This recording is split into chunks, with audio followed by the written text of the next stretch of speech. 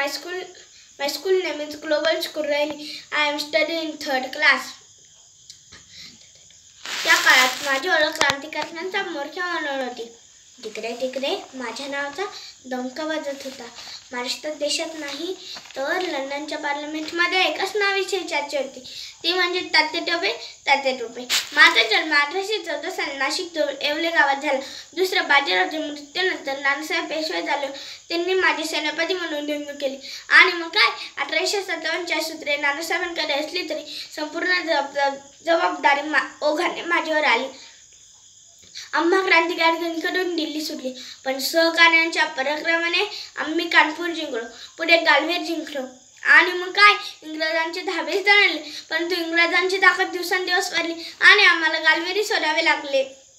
त्यातच राणी लक्ष्मीबाई कुंवरसिंग यांना वीरमरण आले. नानासाहेबही बेपत्ता झाले.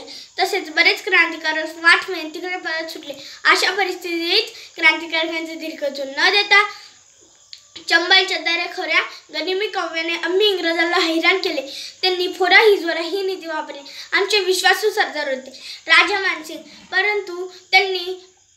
परंतु इंग्रजांची जप्त केलेली जहांगीरी परत देण्याचे आश्वासन दिले आणि मग काय राजा मानसिंगच्या तोंडाला पाणी सुटले. तो मला सकाळीच बारूदच्या जंगलात भेटायला आला.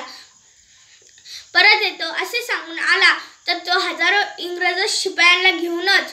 ज्या इंग्रजांना वर्षभर जमले नाही ते त्या दिवशी झाले. माझ्या द्वेषाचा आरोप ठेवून मला फाशीची शिक्षा देण्यात आली.